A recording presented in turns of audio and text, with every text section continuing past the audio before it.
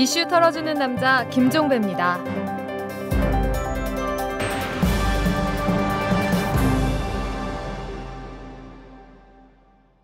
2월 18일 월요일에 보내드리는 이탈남입니다. 이 대통령직 인수위원회가 박근혜 당선자의 노인 임플란트 지원 공약도 대거 후퇴시키고 있다고 합니다. 지난 대선 때 박근혜 당선자는 노인 임플란트 건강보험 적용을 내건 바 있었는데요. 법적으로 노인은 65살 이상이고 임플란트 건강보험 적용에 예외를 두지 않은 만큼 65살 이상 노인 전원을 대상으로 필요한 모든 치아의 임플란트를 지원하는 것으로 받아들여졌었는데요. 하지만 인수위원회는 75살 이상 노인의 어금니 2개만 우선 지원하기로 했다고 합니다.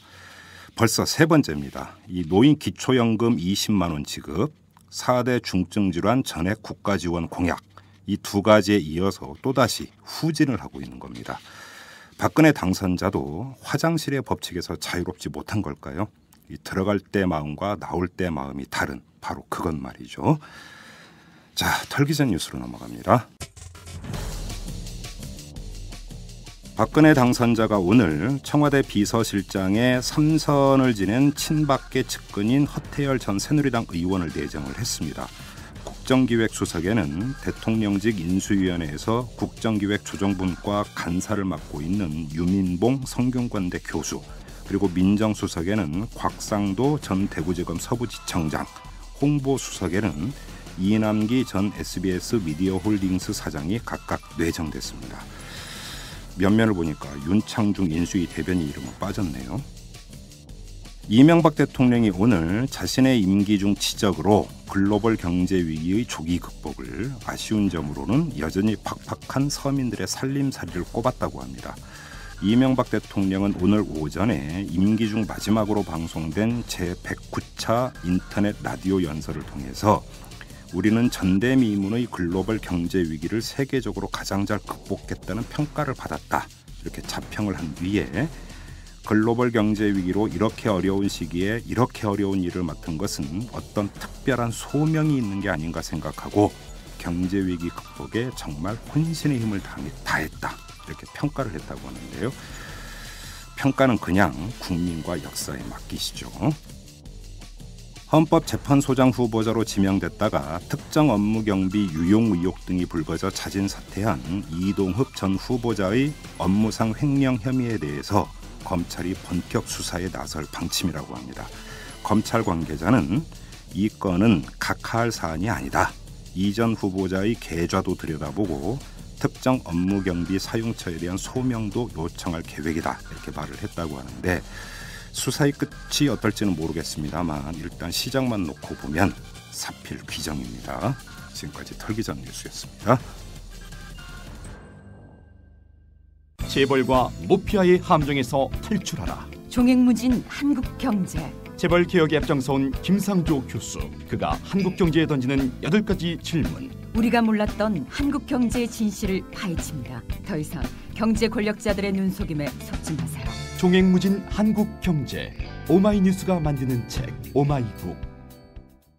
박근혜 당선자가 어제 장관 인선을 완료했습니다. 이 정부 조직법 개정안이 아직 국회를 통과하지 않았는데도 인수위에서 나온 정부 조직 개편안에 따라서 인사를 단행을 한 겁니다. 야당은 반발을 하고 있습니다. 이 같은 인사 조치는 국회의 입법권을 침해한 것이다. 이렇게 성토를 하고 있는데요. 이 때문인지 오늘 본회의에서 처리할 예정이던 정부 조직법 개정안은 여야 이견이 좁혀지지 않아서 처리가 뒤로 미뤄지게 됐습니다.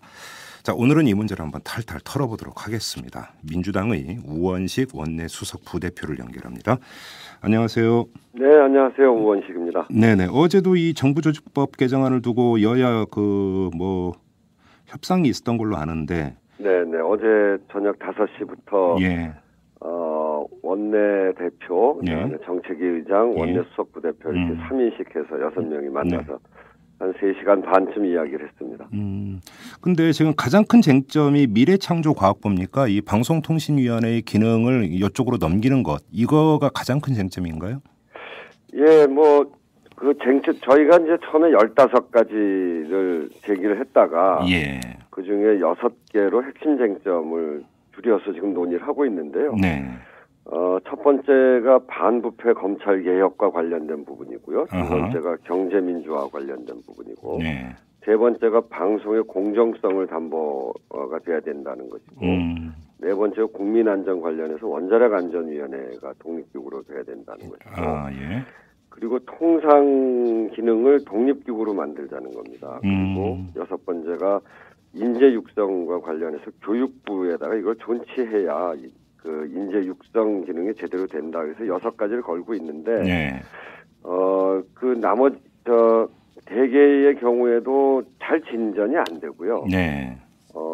그 중에서도 특히 이제 방송 문제에 있어서는 저희는 중립성과 공정성이 가장 중요하기 때문에 네. 방송은 공정성이 훼손되지 않도록 방송통신위원회에다가 기능을 남겨둬야 된다. 특히 방송의 그 지능과 규제 이런 것들이 있는데 네. 이게 구분이 잘 안 됩니다. 그렇죠. 그래서 지능과 규제가 구분이 안 되는 거는 방송통신위원회에 그대로 둬야 된다고 이야기하고 있는데 네. 그 지능 부분은 미래창조과학부로 뛰어가겠다는 거거든요. 네. 그런 점에서 지금 이야기가 안 되고 있죠. 근데 좀 이게 이제 그 옛날부터 계속 논란이 되어 왔던 게 방송과 통신의 지금 영역이 거의 없어지고 있지 않습니까? 네. 그러니까 사실 이제 지금 팟캐스트 방송인데 이 팟캐스트도 방송으로 볼 거냐 뭘로 볼 것이냐라고 하는 문제도 있는 거고 사실은. 네. 그런데 결국은 그 방송통신위원회가 이명박 정부 출범할 때 이제 그 전에 방송위원회였다가 이게 합쳐진 이유도 바로 여기에 있는 것 아니겠습니까? 네, 그렇습니다. 그러면 이게 경계선을 잡기가 참 애매하잖아요. 네. 경계가 매우 애매합니다. 일단은 네. 지금 논쟁이 되고 있는 것 중에 하나가 네. 방송통신융합정책실 이거를 예. 전체를 미래창조과학부로 보낸다는 건데요. 네. 거기에 보면 방송광고정책과 이런 게 있어요. 네. 그러니까 방송광고라고 하면 이제 방송에 광고 나가는 거 그거를 전체적으로 다 조율하고 그렇게 하는 건데 네. 이 방송 광고를 가지고 방송을 얼마든지 통제할 수 있거든요. 네. 어디 마음에 드는 데는 좀 더 많이 줄 수도 있고 또 그 귀에 거슬리는 방송을 자꾸 하는 데는 방송 광고를 덜 가게 할 수도 있고 네. 이런 대광고주를 가지고 방송과 관련해서 얼마든지 악용을 할 수 있습니다. 네. 무슨 편성 정책과가 있는데 편성 평가 정책과가 있는데 프로그램 편성 자체를 통제할 수 있거든요. 예. 이런 것들 그리고 방송 진흥 기획과가 있는데 이거는 뭘 하는 기능이냐면 프로그램을 지원하는 건데 방송 광고 규정 업무도 있고 선거방송 심의위원회를 담당하고요. 방송통신심의위원회 이런 것들을 관장하는 과입니다. 이게 이제 미래창조과학부 밑에 있는 개별 과다 이거죠. 예, 글로 가져가려고 그러는 거죠. 예. 그렇게 되면 이 선거방송 심의하는 그런 기능이 여기 다 있는데 그러면 그것은 굉장히 그 심대한 공정성을 훼손할 수가 있거든요. 마음만 먹으면. 네. 이제 그렇기 때문에 이런 것들 안 된다 이렇게 얘기하는 거고. 예. 그 요즘 이제 ICT 가지고 논쟁을 많이 하는 겁니다. 이게 이제 ICT 또 IT 분야 네. 이런 여러 가지 정보나 뭐 통신 뭐 이런 여러 가지 것들을 한 곳으로 모아야 되겠다. 그래야 발전이 잘 되지 않냐. 네. 민주통합당도 선거 때 그거 공약으로 내건 거 아니냐. 이렇게 이제 이야기하는 거거든요. 네. 사실 국민의 정부 참여정부 때 IT 산업을 얼마나 발전시키려고 노력했습니까? 네. 그때 세계 1위가 됐는데 예. 지금은 이명박 정부 때 잘못해갖고 이것을 여러 개 부서, 직영부, 문화부, 행안부 이렇게 갈라놨어요. 네. 그렇기 때문에 문제가 생겼는데 이거를 모은다고 하는 건데 예. 정작 모아야 될 건 제대로 못 모으고 있습니다. 예.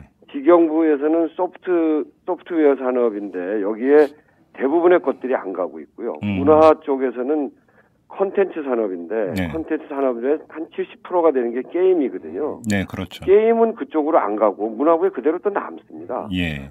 행안부에서는 정보와 기획만 미래창조과학 쪽으로 넘기고 전자정부나 개인정보보호, 정부통합전산센터 이런 것들은 그대로 남거든요. 예. 이런 ICT 쪽에 제대로 모아야 될 것은 예. 정부 부처, 힘 있는 정부 부처가 버티고 이렇게 되니까 다 못 모으고 오히려 이 방송 쪽을 다 모으려고 하는 겁니다. 그러면 이건 지금 의도에 있어서 네. 저희들은 방송의 공정성을 훼손하려고 하는 거다 이렇게 볼 수밖에 없습니다. 그러면 지금 민주당의 주장은 그러니까 이제 흔히 이제 방송 이야기가 나오면 이 산업적 관점과 문화적 관점이 대립을 해왔어요. 네네. 그런데 이제 그 예를 들어서 방송통신진흥정책은 미래창조과학부로 가더라도 네.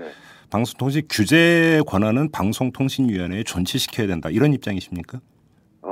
방송이 진흥과 규제가 잘 구분이 안 됩니다. 그게 또 경계가 애매하거든요. 그 경계가 아주 애매하거든요. 그러니까 광고는 진흥이라고 볼 수 있죠. 그렇죠. 예. 그런데 그 광고를 가지고 방송을 얼마든지 통제할 수 있거든요. 네. 그러니까 그렇듯이 진흥과 규제가 잘 구분이 안 되기 때문에 네. 진흥과 규제가 구분이 잘 안 되는 부분들은 규제 쪽에 남아야 된다는 거죠. 그래요. 그런데 이제 그거를 진흥과 규제를 구분해서 진흥을 미래창조과학부로 가져간다는 게 그 인수위 생각인데요. 네. 이렇게 되면 어떻게 되냐면 방송통신위원회에는 법령 제정권도 없고요. 예. 지상파 종편 보도 채널과 관련한 방송 정책을 수립하는 권한도 없어집니다. 방송 광고 정책 수립 권한도 미래창조과학부 장관의 소관으로 들어가 있기 때문에 정부가 마음만 먹으면 방송 관련 법령을 개정한다거나 방송 정책 그리고 방송 광고 정책을 통해서 언론을 얼마든지 통제할 수 있는 수단을 갖게 되는 겁니다. 이게 합의제 기구가 아니라 한 장관 밑으로 들어가면 그 정권에서 마음만 먹으면 장관을 통해서 얼마든지 할 수 있거든요. 그러니까 법을 만든다거나 이런 정책 기능을 다 그 부처의 장관 밑으로 들어가는 거는 언론의 독립성이 그러고서도 언론의 독립성을 유지시켜야 된다 이렇게 얘기하는 건 정말 공연불에 지나지 않습니다. 그게 이제 옛날에 문공부 장관이 방송을 다 주무르던. 그렇습니다. 그때 비슷한 체제가 되는 겁니다. 네.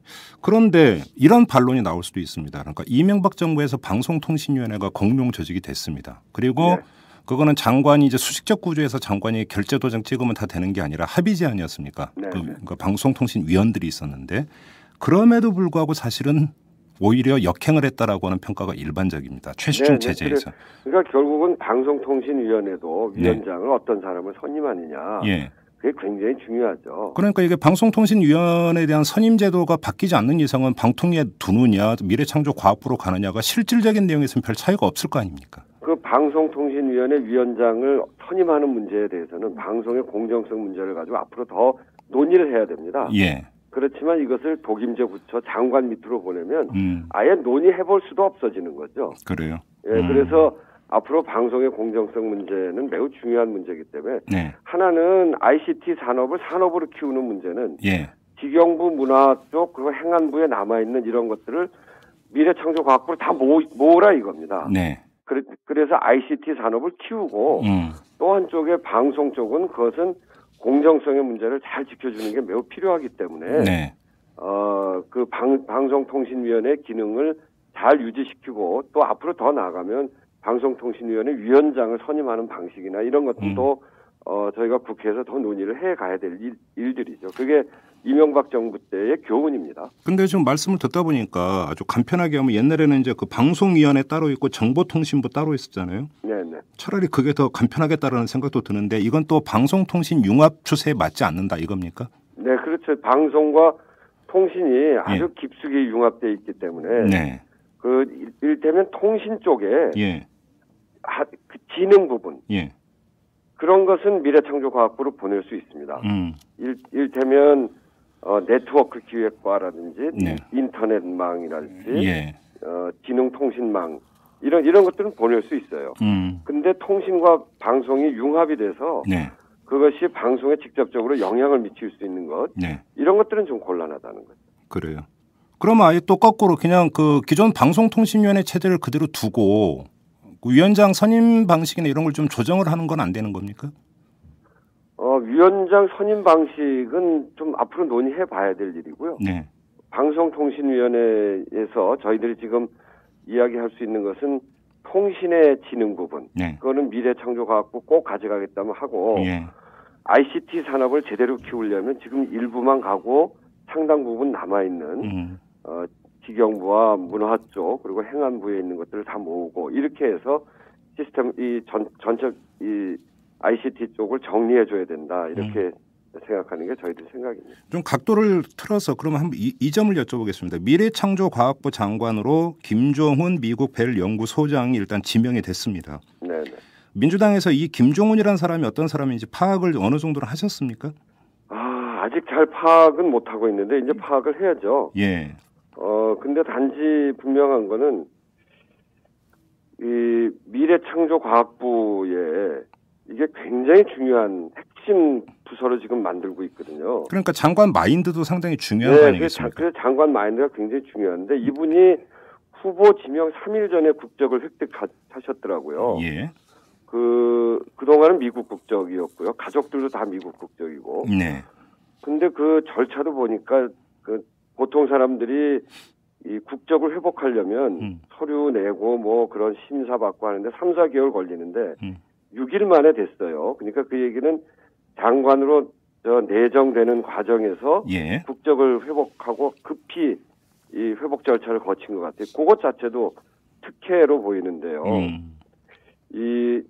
우리 이중 국적에 대해서 장관을 할 수 있는데 안보 관련한 장관은 할 수가 없게 돼 있거든요. 네네. 근데 이 산업안보와 아주 직결되어 있는 거 아닙니까? 미래창조과학부가 굉장히 중요한 영역을 담당하게 되어 있는데 과학기술 쪽과 ICT 네. 이런 것들을 담당하는데 산업안보를 이렇게 이런 분한테 맡겨도 되는지 또 특히 그 가족의 국적은 그대로 미국 국적이고 네. 이 국적 회복 신청을 안 하셨더라고요. 예. 그래서 가족은 예. 본인만 지금 예. 갑작스럽게 6일 만에 예. 국적 회복. 그러니까 9일 후보 지명되기 9일 전에 해서 예. 6일 만에 국적 회복하고 예. 그 지명되기 3일 전에 이렇게 됐는데요. 이게 이제 우리가 이 정말 중요한 핵심 산업을 담당하는 분이 마인드가 어떤 분인지 뭐 역량은 해오셨던 일을 보면 역량은 있어 보이는데 네. 이런 일들 정말 그 국가에 대한 사랑, 우리나라에 대한 가치관 또 정체성 이런 점으로 볼 때 정말 검증이 돼 있는 것인가라고 하는 점들에 대해서는 앞으로 살펴봐야 되고 어제 발표했기 때문에 그 나머지 검증은 차츰차츰 해 나가야 되겠습니다. 제가 근데 김종훈 그 지명자의 어느 정도 파악이 되는지를 여쭤본 이유가 네. 이 사람이 지금 이민 1.5세대로 미국식 교육 체계와 미국식 문화와 미국식 사고에 많이 익숙해 있는 사람 아니겠습니까? 네. 근데 그런 사람이 아무튼 속편하게 이런 생각을 해볼 수 있죠. 자, 방송을 통제하려고 한다. 네. 이런 마인드를 과연 갖고 있을까라고 하는 궁금증이 하나가 또 생기고 또 정반대의 궁금증도 사실은 방송 정책을 지금까지 청와대가 주물러 왔던 게 그 공공연한 사실이니까 뭐 일개 장관의 마인드는 별로 중요하지 않다는 얘기도 성립이 될 수는 있습니다만 어떻게 보십니까 이 점은? 글쎄 이제 그분의 뵙지도 못했고 예. 뭐 그분의 속 마음도 전혀 알지 못하는 상태에서 남을 함부로 이야기하는 거는 옳지 않습니다만 네. 우리나라 방송이 갖고 있는 현실이 있습니다. 네. 매우 복잡하고 또 그 역사가 있고 네. 그런 속에서 방송의 공정성을 유지하기 위해서는 제도도 많이 바꿔야 되고 네. 그렇게 해야 되죠. 그리고 상당히 갈등도 앞으로 있을 수 있고. 근데 미국에서만 살아왔던 분 그리고 예. 미국의 방송만을 본 분이 예. 우리 한국의 방송을 개혁해가는 그 과정에 어떤 역할을 할 수 있을지 예. 그건 전혀 가늠할 수가 없어요. 예. 그리고 그분은 또 이 산업을 중심으로 해서 봐왔기 때문에 네. 박근혜 당선인이 모든 분야를 산업 중심으로 보는 거 아니겠습니까? 그렇죠. 방송이 갖고 있는 공공적 가치와 그 기능에 대해서 예. 이것을 산업적으로만 바라볼 때 어떻게 처리해 나갈지 박근혜 당선인이 방송을 바라보는 가치와 이것이 결합될 때 어떻게 될지 네. 그걸 전혀 예측할 수가 없습니다. 그나저나 이분 한국말은 하나요? 어제 뉴스 보니까 다 미국말로 인터뷰하던데. 글쎄 잘 모르겠어요. 제가 만나보지 않아서 워낙 깜깜해서요. 예. 박근혜 당선인이 하는 인사는 완전히 깜깜해서 예. 저희들도 전혀 예측을 못하고 사전에 어떤 분인지 예. 한국말이나 제대로 하시는지 아닌지 알겠습니다. 알 수가 없습니다. 알겠습니다. 뭐 뚜껑 열어보면 알겠고. 네, 지금 정부 조직 개편 이야기에서 지금 다 짚을 수는 없고요. 시간상. 또 근데 국민적 관심사가 검찰 부문입니다. 네. 근데 이 문제에 대해서 지금 박근혜 당선자 측의 그 구상은 뭡니까? 애당초 대선 과정에서 나왔던 이야기가 여러 가지 있지 않습니까? 중수부 폐지라든지. 네네. 이 문제는 어디까지 논의가 진행이 된 겁니까? 중수부 폐지는 좀 이야기가 돼 가고요. 아, 그렇습니까? 예. 예. 저희는 국가청렴위원회를 설치하고 여기에 조사 기능을 강력하게 주자 이러는 거고요. 예. 그리고 중수부 폐지하는 대신에 고위공직자 비리수사처를 예. 두자 이런 거거든요. 예. 네, 국가청렴위원회를 하자는 거에 대해서 저쪽 반응은 뭐 나쁜 거는 아닌 것 같다. 근데 지금 정부 조직 개편하는데 무슨 위원회를 또 만드냐. 나중에 더 얘기를 해보자. 예. 이렇게 얘기하고요. 예. 고위공직자 비리수사처에 대해서는 반대하는 입장이고. 아, 그렇습니까? 예. 상설 특검이나 특별감찰관제를 박근혜 후보의 공약이거든요. 그거는. 그렇죠. 예. 예. 그 부분에 대해서 그거는 좀 더 상의해보자. 그 자기들의 그러니까 공약이기도 하니까. 네. 그것에 대해서는 좀 더 논의해보자. 이런 정도로 되어 있어서. 네. 국가청렴위원회를 만드는 것은 우리가 유엔의 반부패 협약에 가입되어 있습니다. 예. 그런 그 반부패 협약에 가입되어 있는 나라들에게는 강력한 조사권을 주는 국가청렴위원회를 설치하도록 서로 약속을 하는 거거든요. 아, 근데 지금 이미 정부 조직의 명칭은 다르지만 비슷한 기구가 있지 않습니까? 권익위원회. 예. 권익위원회에는 조사 기능도 없고요. 아, 예. 예, 제대로 할 수 있는 게 아니어서. 그래서 이제 국가청렴위원회를 이야기를 한 거죠. 그럼 권익위원회의 확대 개편이 되겠네요? 뭐 그렇게 해서 좀 권한을 강화시켜주는 예, 겁니다. 예. 국가청렴위원회를 해도 좋고요. 네. 그래서 이런 부패 행위에 대한 조사 네. 이런 기능을 그 강화시키는 그런 위원회를 두자는 거죠. 네, 그래요. 그런데 이것도 지금 그럼 공수처는 뭐 거의 관철될 네, 가능성은 없어 보이고요. 예, 그거는 이제 그쪽 얘기는 박근혜 당선인이 이겼는데 박근혜 당선인이 하고 싶은 대로 하게 해줘야 되는 거 아니냐.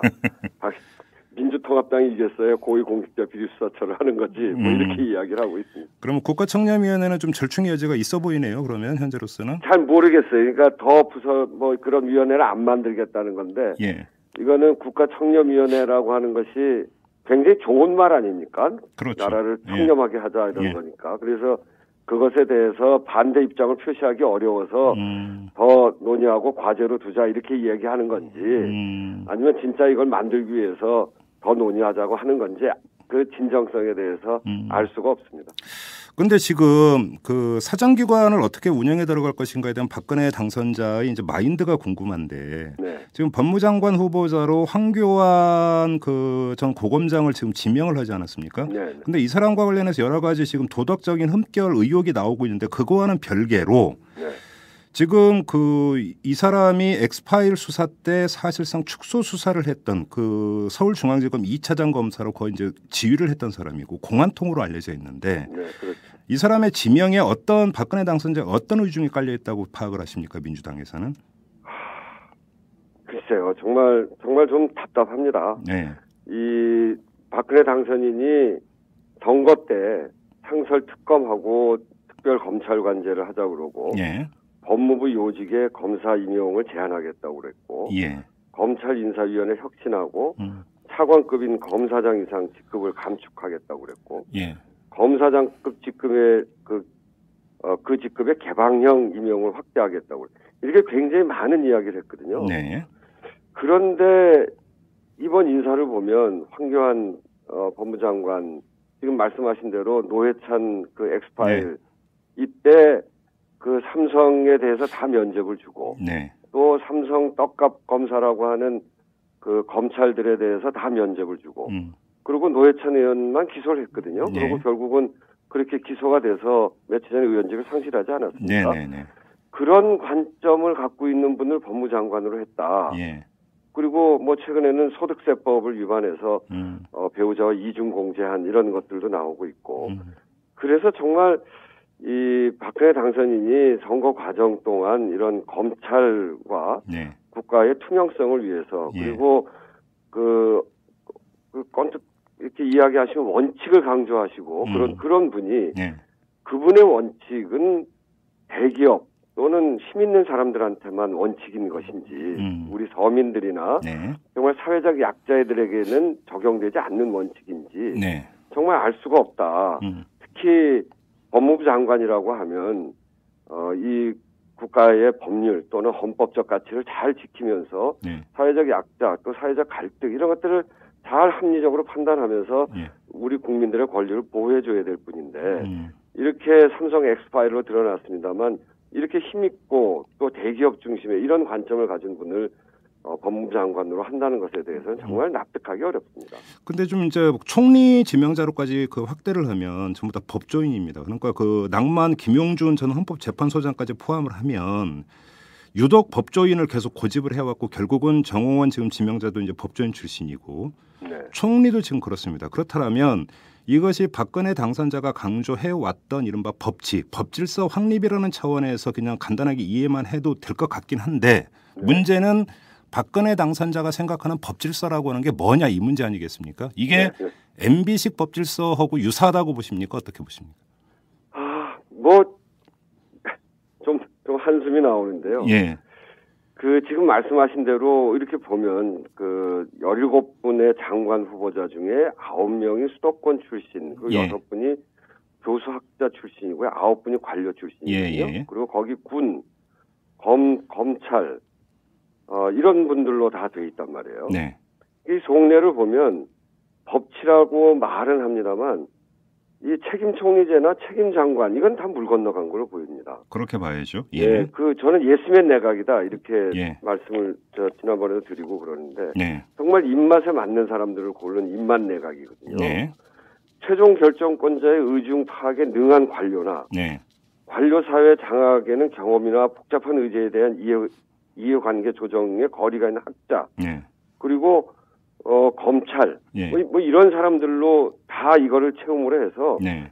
창명하복 관점 직할 통치하겠다는 의지가 그렇게 드러난 그런 의지가 분명하다고 드러난 걸로 보입니다. 직할 통치. 예. 네, 그러니까 법조인 군인 출신 예. 등의 이 관료를 전면 대체함으로 해서 네. 새 정부에 대한 국민적 기대, 새 정부라고 하면 좀 참신하고 관료 사회에 대해서도 새로운 활력이 붙고 좀 개혁성도 있고 예. 이 대선 과정 동안에 국민들이 굉장히 많은 요구를 하지 않았습니까? 예. 그런 것들을 새로운 정부에서 예. 실현해 나갈 그런 지도자들이 필요한데 예. 그 개혁성이나 참신성이나 관료 사회에 대한 활력 이런 거보다는 예. 그야말로 안정지향적이고 예. 당선인의 의중에만 민감한 이런 그 예스맨 중심의 예. 그런 예스맨 내각을 짠 것이 지금 발표한 17개 부처 조각 인선의 총평이다. 네. 저는 그렇게 생각하고 있습니다. 그래요. 그러면 결국은 박근혜 이제 좀 있으면 이제 대통령이 되는데 대통령이 모든 걸 관장하는 그런 체제가 될 것이다 이렇게 지금 전망을 하시는 거군요.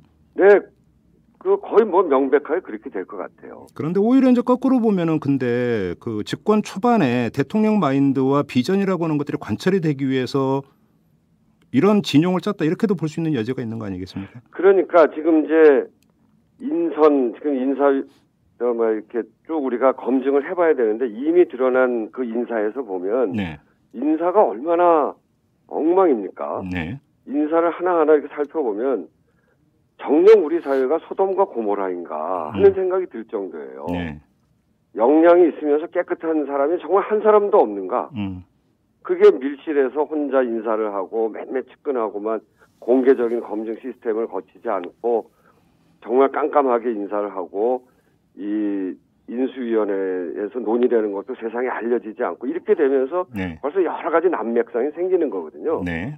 본인 의중을 잘 관찰해야 될 사람 필요합니다. 예. 그렇지만 자기 소신이 있어서 거기에서 나오는 여러 가지 문제점들에 대해서 지적할 수 있는 그런 사람들이 있어야 되거든요. 네.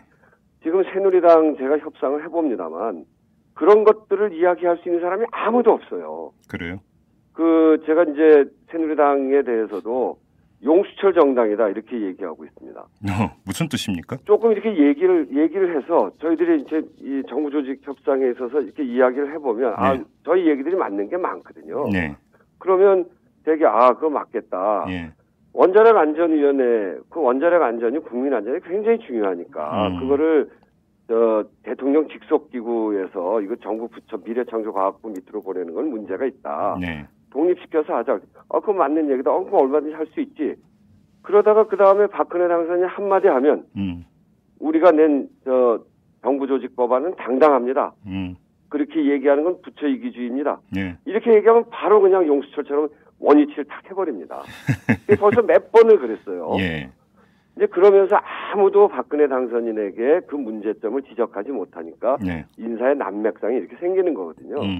앞으로 정부의 운영도 마찬가지입니다. 네. 모든 정부 부처의 문제들을 박근혜 당선인이 어떻게 다 합니까? 네. 그러니까 그런 문제들을 제기해 줘야 되는데 전혀 하나도 이게 진행되고 있지 않기 때문에 정말 답답한 형국이죠. 결국은 독주 모드라는 겁니까? 간단히 정리하면. 그렇습니다. 이제 앞으로 예. 내년이면 쌀 협상이 있거든요. 쌀 협상. 예. 쌀 이게 통상에서 이제 내년이 그 쌀 관세화를 논의하게 됩니다. 그래서 관세화 율을 정하게 되는데 지금처럼 의무 할당을 할 것. 지금 이제 우리 전체가 한 400만 톤 정도 중에 한 35만 톤, 36만 톤 정도를 외국에서 수입하는 의무 할당이거든요. 근데 이제 관세화가 되어버리면 관세를 어느 정도 매길지 결정된다면은 몇 프로를 매길 거냐 이런 문제. 하고 전면 개방으로 가는 거죠. 예. 그러면서 전면 개방으로 해야 하는지의 문제를 내년에 논의하는데 그것을 그게 이제 통상 쪽에서 해야 되는 거 아닙니까? 그렇죠. 그거를 산업통상자원부 지금 이렇게 붙여놨는데 그 산업적 관점에서만 보면 그건 굉장히 큰 오류가 생길 수 있습니다. 비교 우위론이 득세할 수 있다 이런 이야기가 되는 거겠죠. 그러니까 이제 산업이 여러 가지 부분인데 지금 산업은 대개 이제 과학기술 또 무슨 제조업 뭐 이런 것들 중심으로 보지 않겠습니까? 농업을 좀 소외시키면서 볼 수도 있는데 통상을 산업통상자원부로 간다. 이것에 대해서 새누리당 안에서도 이야기해야 됩니다. 지난번에 무슨 김정은 의원이 그런 얘기를 좀 한마디 했다가 부처 이기주의다 이렇게 하고서 바로 이제 아무 소리 못 하고 있는데 그런 점에서 보면 각 부처가 이 국민들의 예민한 문제들을 다루는 그런 부서를 짜고 또 거기에 장관 임명하고 할 때는 그렇게 대통령 당선인이 우리 사회 전체로 어떻게 다 아시겠어요? 그러면 자기 소신을 가지고 이런 방향은 이렇게 가야 됩니다라고 이야기할 수 있는 사람이 돼야 되는데 지금 17분 된 분들 중에 대부분의 사람들이 그렇게 하기에 어려운 분들, 그렇게 하기에는 좀 거리가 있는 분들을 다 임명해놨거든요. 그런 점에서 보면 매우 걱정스럽다 이렇게 저희들 보고 있는 거죠. 원래 이 실세를 가르는 기준 중에 하나가 대통령하고 물리적 거리가 얼마나 가까우냐 이걸 갖고 따지지 않습니까? 그런데 지금 이제 결국은 청와대 비서실장이 누가 되느냐 이제 촉각을 곤두세웠는데 좀 전에 지금 발표가 나왔어요. 허태열 전 의원으로 지금 이제 됐는데 이 점은 어떻게 파악을 하십니까? 어떻게 평가를 하십니까? 글쎄 이제 좀 한번 평가해 보겠습니다. 저희들도 잘 생각하지 못한 인선이어서. 이것도 의외의 인선입니까? 예상 밖이었습니까? 저희는 좀 그랬는데 뭐 워낙에 예상대로 된 게 없어서요. 네, 그래요. 그러니까 민주당도 정보가 전혀 없군요. 아주 깜깜합니다. 그렇습니까? 예. 알겠습니다. 지금 아까 이제 그 정부 조직 개편 이야기로 다시 돌아가서 근데 지금 그 일주일 뒤면은 정부가 출범을 합니다. 그런데 지금 정부 조직 개편안이 그 타결이 돼야 본회의에서 정부 조직법 개정안이 통과가 되고 그에 입각해서 임명장을 주고 물론 그 전에 이제 인사청문회를 거쳐야 되지만 일정이 이렇게 되는 것 아니겠습니까? 근데 지금 정부 조직법 개정안 협상은 언제쯤 타결이 가능한 겁니까? 이게 마냥 끌 수도 없는 거 아닙니까? 뭐 마냥 끌 수 없고 저희 가급적이면 출범 전에 타결을 하려고 하는데 뭐 여러 가지 쟁점이 있습니다만 그 중에서도 방송의 공정성을 훼손돼서는 안 되겠다는 거고요. 그게 최우선 과제고요. 그리고 통상 쪽도 정말 국민들의 이런 큰 갈등이 벌어질 수 있는 일들을 잘 정리할 수 있도록 그렇게 부서가 만들어져야 된다 이렇게 생각을 하고 있는데 그런 점이 잘 안 되고 있습니다. 근데 이제 그 서로 저희들도 마찬가지고 새누리당이나 인수위도 마찬가지고 더 이상 미룰 수 있는 형편이 안 되기 때문에 그런 점들을 잘 협의해서 해야 된다 이렇게 보고 어제도 그래서 이제 논의됐던 것을 가지고 새누리당은 인수위하고 협의한다고 갔고 뭐 오늘 다시 페이가 되지 않을까 이렇게 생각을 하는데 좀 기브앤테이크가 이루어질 여지가 조금이라도 있습니까 없습니까? 기브앤테이크이라고 하기보다는 예. 국민적 관점에서 꼭 필요한 일들은 예. 관찰한다. 예. 이렇게 저희들 생각하고 있고요. 예. 이게 무슨 당의 관점이나 뭐 이렇게 보는 건 아니고요. 이제 그런 점에서 저는 저희들이 정말 진정성을 가지고 정말 열심히 설득하면 그분들도 다 국민들 속에 계시는 분들이기 때문에 네. 저희들 설득이 잘 반영되지 않을까 이렇게 생각을 하고요. 예. 그러면 오늘 본회의를 소집을 했었는데 그리고 이제 26일 날 본회의 소집이거든요. 그 중간에 합의만 되면 언제든지 여야 간에 다시 본회의 날짜를 합의를 해서 열면 되니까 예. 그 전에라도 얼마든지 할 수는 있습니다. 그렇습니까? 근데 어차피 지금 그 인사청문회를 또 다 거쳐야 되는 것 아니겠습니까? 그러니까 네네. 박근혜 정부 그러니까 박근혜 대통령 당선자의 취임식 전에 국무위원이 임명장 받는 일은 거의 불가능하다고 봐야 되는 거죠. 그렇죠. 거의 불가능합니다. 아니 원래 그러고 취임되고 나서 임명장 받는 거니까요. 예, 물론이죠. 예, 25일 날 취임을 하면 네. 26일 날 가급적이면 총리 후보는 21일, 22일 날 3일 동안 예. 인사청문회를 하고 예. 문제가 없으면 26일 날 할 수 있도록 본회의를 소집해 놓은 거고요. 음. 그다음에 지난번에 6개 부처에 추천하신 분들에 대해서는 임명 제청하신 분들에 대해서는 27, 28일, 3월 4일 예. 이렇게 해서 인사청문회 날짜를 지금 잡아놨습니다. 근데 문제는 어제 발표하신 분들 중에 예. 정부 조직에 지금 없는 분들. 예, 그러니까요. 예, 그러면 미래창조과학부, 해양수산부 뭐 예. 이런 분들인데 예. 이거는 어디 국회법이나 인사청문회법 어디를 봐도 근거가 없거든요. 예. 그래서 인사청문 요청서조차 국회로 보낼 수가 없습니다. 그런가요? 그래서 지금 할 수가 없고요. 예. 이거는 정부조직법 통과되고 나면 그 다음에 해야 될 테니까 3월도 좀 한참 넘어가서 되겠죠. 그래요.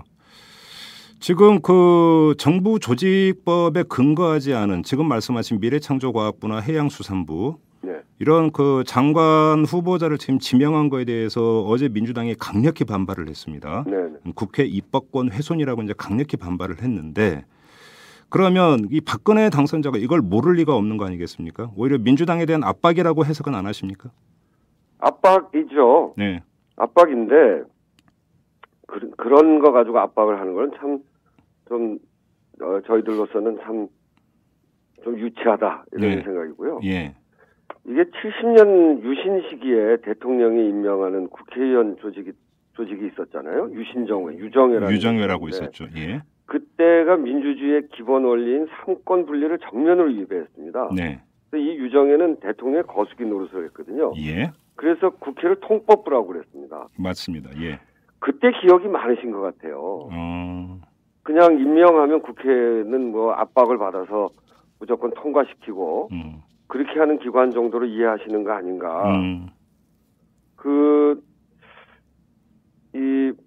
저 이제 그걸 보면서 마치 국회를 유신시대 유정회처럼 네. 이렇게 보는 5년 동안 이명박 정권의 불통을 넘어서는 불통의 시대가 또다시 오는구나. 예. 명박산성을 겨우 넘어섰더니 그거보다 훨씬 큰 근해산성이 꽉 막아선다 이런 느낌이 듭니다. 그래요. 좀 시대착오가 아닌가 하는 생각도 들지만 네. 그런 시대착오적인 생각을 갖고 계신 분이 대통령에 당선되셨으니까 네. 저희 야당도 정말 굉장히 앞으로 5년 동안 어렵게 야당을 해야 되겠구나 하는 그런 마음의 각오를 다시 하는 아주 소중한 계기였습니다. 그리고 지금 또 하나의 문제가 정부 조직법 개정안이 통과가 돼야 네. 국회 상임위원회도 개편이 돼야 되는 거죠. 정부 조직법이 만약에 바뀌게 되면은. 네, 그렇게 할 수도 있고요. 예. 지금 이제 전반기가 한 반 지났거든요. 예. 그러니까 나머지 반인데, 예. 상임위를 개편할 수도 있고, 아니면 그냥 유지하면서 할 수도 있고요. 아니, 그러면 예를 들어서 그 외교통상통일위원회에서 지금은 외교통상부였으니까 그 상임위원회에서 다 그 처리를 했잖아요. 네네, 그렇습니다. 그런데 그러면 이제 통상 쪽은 다시 산업자원위원회 이쪽으로 넘어가게 되는 겁니까? 그렇죠. 이게 국회 상임위 차원에서의 교통정리는 필요하지가 않습니까? 상임위 개편은? 상임위 차원에서 그 교통정리가 필요할 수도 있는데요. 네. 지금 이제 그 정부조직법이 통과되면 예. 거기에 이제 큰 기능들은 사실은 그대로 다 있습니다. 아, 그렇습니까? 거기에 일부가 떨어져 나가고 이러는 거기 예. 때문에 예. 그 정부 직제가 결정되면 그 기능에 맞춰서 위원회를 그 위원회로 옮겨주면 되거든요. 아, 예. 근데 지금은 이제 왜 그 상임위원회 조정에 대해서 저희들이 좀 부정적으로 보냐면요. 이게 이제 미래창조과학부 같은 경우가 굉장히 큰 덩어리가 되는데 이거는 사실 교육과학위원회에서 떨어져 나가는 거거든요. 근데 네, 하나로 합치면 위원회가 너무 업무가 많아진다. 예. 이런 느낌은 하나 있는데 예. 새누리당은 이 위원회 개편을 전에부터 하려고 그랬습니다. 왜 그랬냐면 우리가 이제 소수긴 한데 네. 환경노동위원회가 유일하게 우리가 다수거든요. 그렇죠. 그래서 환경노동위원회에서 여러 가지 현안들을 다뤘습니다. 그렇습니다. 그러니까 새누리당은 환경노동위원회에서 민주당이 다수인 것을 정말 보기가 싫은가 봐요. 그래서 그거를 없애버리고 예. 환경노동위원회를 그 민주당의 다수인 것을 깨든지 아니면 환경노동위원회도 없애든지 네. 이렇게 할 생각이 있기 때문에 예. 저희는 그 환경노동위원회가 저희가 다수인 게 굉장히 중요한 기능을 하고 있습니다. 지난번에 그 언론 청문회 하자고 그럴 때 그거 끝까지 안 했습니다. 지금 약속은 해놓고. 그렇죠. 그래서 이제 환노위에서 노사 차원에서 MBC 관련한 그 네, 맞습니다. 청문회를 한 예. 적이 있거든요. 예. 이제 그런 기능을 할 수 있기 때문에 저희로서는 정말 소중한 알토란 같은 그 환노위를 없애려고 하는 기도를 꼭 막아야 되겠다 이런 생각을 갖고 있기 때문에 상임위 개편은 또 그런 복선이 깔려 있는 거예요. 네, 상임위 개편 후반기 가서 상임위 개편하면 되고요. 그 전반기는 이제 한 1년 한 반 정도 남았기 때문에 네. 상임위 개편하려면 굉장히 복잡한 작업이 따릅니다. 더더군다나 미래창조과학부를 위원회를 하나 만들 생각을 새누리당에서 갖고 있는 것 같은데 네. 그렇게 위원회 하나 더 만들면 국가 예산도 훨씬 많이 들고요. 그런 점에서 저희들은 좀 부정적인 의견을 갖고 있습니다. 아, 그렇습니까? 마지막으로 이 점을 좀 여쭤보겠습니다. 지금 어제 발표된 사람들이 이제 민주당에서 아직 검증 작업을 이제 시작을 할 테니까 여쭤보지는 않겠는데 네. 그 전에 그 지명됐던 사람들 가운데 지금 가장 크게 문제가 되는 게 황교안 법무장관 후보자하고 김병관 국방장관 후보자인 것 같습니다. 도덕성 문제와 관련해서. 이거에 대해서 민주당 안에서 해당 상임위원들이라든지 한번 의견 조율은 해보신 적 있습니까? 어떻게 대처할 건지? 네, 그 김병관 지금 말씀하신 그 두 분에 대해서 네.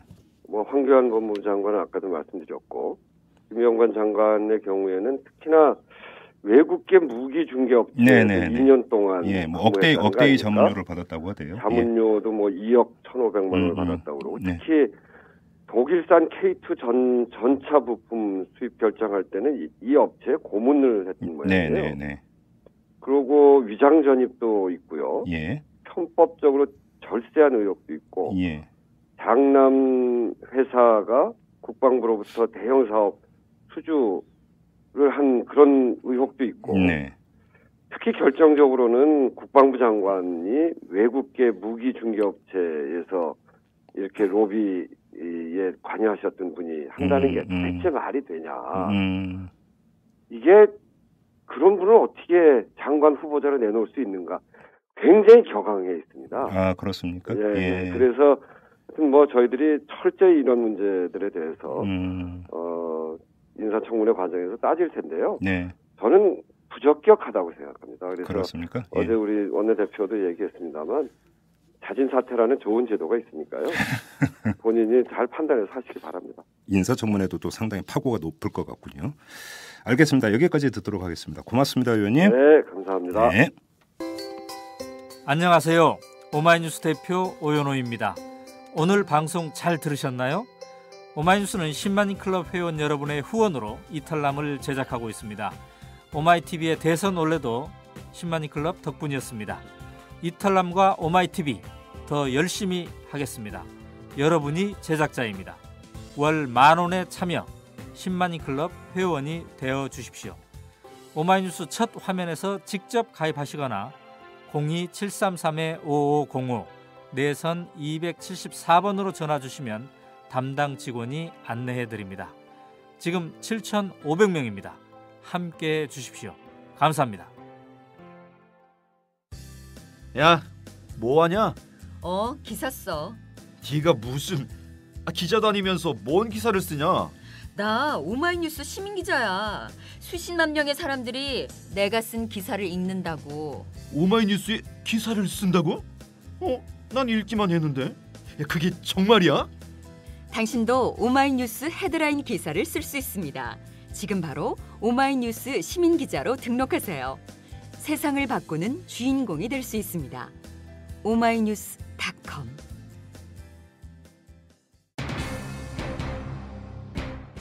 정권은 짧고 국가는 영원합니다.